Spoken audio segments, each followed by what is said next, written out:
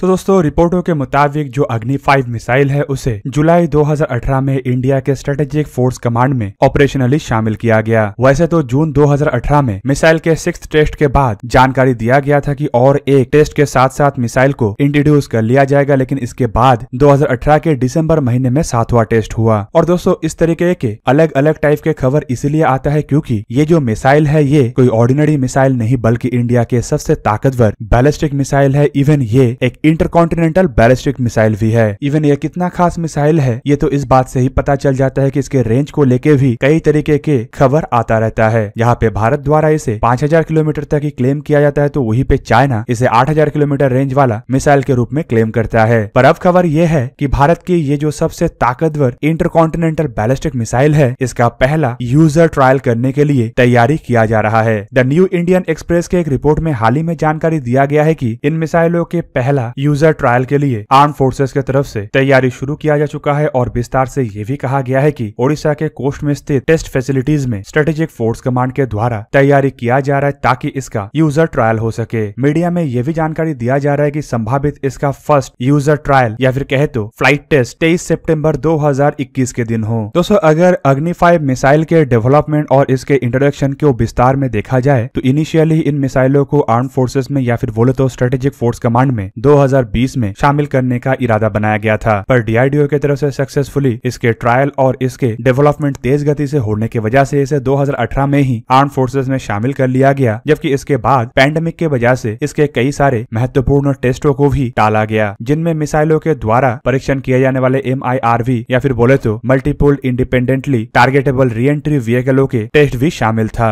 Even इसके अलावा अग्नि 5 के सक्सेस के बाद DRDO की तरफ से और एक सक्सेस अग्नि प्राइम मिसाइल को लेकर भी अर्जन किया गया, जो कि इंडियन आर्म फोर्सेस के लिए काफी महत्वपूर्ण था क्योंकि अग्नि प्राइम मिसाइल अग्नि सीरीज के बाकी मिसाइलों से काफी अलग और इस रेंज के अन्य मिसाइलों से काफी हल्का भी है। दोस्तों अग्नि प्राइम मिसाइल के आखिरी टेस्ट जून 28 के दिन हुआ था और रिपोर्टों में यह भी जानकारी दिया गया कि ये एक 3 स्टेज वाले सॉलिड फ्यूल्ड ऐसे हथियार है जिसमें एडवांस गाइडेंस सिस्टम और न्यू जनरेशन के प्रोपल्शन सिस्टमों के अलावा multiple independently targetable re-entry vehicle या रीएंट्री ओवरहेड जैसे इक्विपमेंटों को भी लगाया गया। दोस्तों सोर्सेस की तरफ से अग्नि मिसाइल के नेक्स्ट परीक्षण को काफी अधिक महत्व दिया जा रहा है और बताया जा रहा है कि ये शायद जल्द ही MIRV के साथ भी टेस्ट हो। दोस्तों MIRV के साथ कोई भी मिसाइल एक ऑर्डिनरी मिसाइल से काफी अधिक ताकतवर बन जाता है क्योंकि ऐसे एक मिसाइल के द्वारा एक से अधिक वॉरहेड को दागा जा सकता है, मतलब एक MIRV वाला मिसाइल एक से अधिक टारगेटों को निशाना बना सकता है। वैसे तो भारत में MIRV टेक्नोलॉजी को काफी अधिक सीक्रेट रखा गया है और इससे पहले भी कई बार खबर आ चुका है कि भारत के द्वारा MIRV टेक्नोलॉजी को सक्सेसफुली डेवलप्ड और टेस्ट किया जा चुका है, पर इसका कभी भी भारत की तरफ से लाइव टेस्ट को ना ही दिखाया गया और ना ही इसके बारे में कोई अधिक जानकारी दिया गया। दोस्तों सिंगल वॉरहेड वाला मिसाइल को जहाँ पे एक टारगेट को निशाना बनाने के लिए दागा जाता है तो वहीं पे MIRV वाले मिसाइल एक से अधिक टारगेटों को निशाना बना सकते हैं और ऐसे मिसाइलों को बैलिस्टिक मिसाइल डिफेंस शील्ड के द्वारा रोक पाना भी काफी मुश्किल होता है। मतलब दोस्तों अगर किसी मिसाइल में MIRV है तो उसे रोकने के लिए बैलिस्टिक मिसाइल डिफेंस शील्ड को एक से अधिक इंटरसेप्टर मिसाइलों को दागना पड़ेगा। इवन तब ये भी सटीक रूप से कहा नहीं जा सकता कि ऐसे अलग अलग टारगेटेबल व्हीकलों को बैलिस्टिक मिसाइल डिफेंस शील्ड रोक पाएगा कि नहीं। पर अगर MIRV टेक्नोलॉजी के साथ मैन्यूवरेबल रीएंट्री व्हीकल मतलब MARV को भी जोड़ा जाता है तो ऐसे ताकत को बैलिस्टिक मिसाइल डिफेंस शील्ड के द्वारा रोक पाना लगभग नामुमकिन होगा। दोस्तों DRDO की तरफ से डेवलप किया हुआ इस मिसाइल के आकार को अगर देखा जाए तो आपको पता चलेगा कि ये 17 मीटर लंबा और 2 मीटर के डायमीटर वाला ऐसा मिसाइल है जिसमें 3 स्टेज के सॉलिड फ्यूल्ड प्रोपल्शन सिस्टमों का यूज किया गया है, जिसके बदौलत ये मिसाइल करीबन 1.5 टन वॉरहेड को लेकर उड़ान भर सकता है, जबकि इस मिसाइल के टोटल वजन करीब 50 टन के आसपास है। रिपोर्टों में बताया जाता है कि ये जो मिसाइल है इसका रेंज करीबन 5000 किलोमीटर है, जबकि चाइना दावा करता है कि भारत के मिसाइल का रेंज 8000 किलोमीटर है। और अगर 5000 किलोमीटर भी इसके रेंज को हम मान लेते हैं तो एक भारत का ऐसा मिसाइल है जो एशिया के हर एक देश के अंदर भारत के दुश्मन ठिकानों को ध्वस्त कर सकेगा। इवन अफ्रीका और यूरोप के भी कुछ पार्ट के ऊपर अगर भारत के कोई दुश्मन छुपा हुआ हो तो उसे निशाना बना सकेगा। इवन अग्नि 5 मिसाइल खाली भारत के ताकत को ही आगे नहीं बढ़ा रहा है बल्कि भारत के प्रेस्टीज या फिर बोले तो भारत के टेक्नोलॉजिकल एबिलिटी को भी इतना मजबूत किया है कि भारत अब दुनिया में कुछ ऐसे गिने चुने देशों में शामिल हो चुका है जिनके पास इंटरकॉन्टिनेंटल रेंज बैलिस्टिक मिसाइल है। दोस्तों इन देशों के लिस्ट में जहाँ पे P5 के 5 देश मतलब यूनाइटेड नेशन सिक्योरिटी काउंसिल के 5 permanent member America, Russia, Britain, France और चाइना है, तो वहीं पे इससे बाहर खाली 3 देश मतलब इजराइल, नॉर्थ कोरिया और भारत ऐसे मिसाइलों को बनाने में अब तक सक्षम हो पाया है। तो दोस्तों ये था आज का वीडियो। अगर आपको वीडियो अच्छा लगा तो इसे लाइक कीजिए और मेरे चैनल को सब्सक्राइब कीजिए और साथ में बना हुआ बेल आइकन को भी प्रेस कर दीजिए ताकि आप मेरा वीडियो देख पाए सबसे पहले। जय हिंद।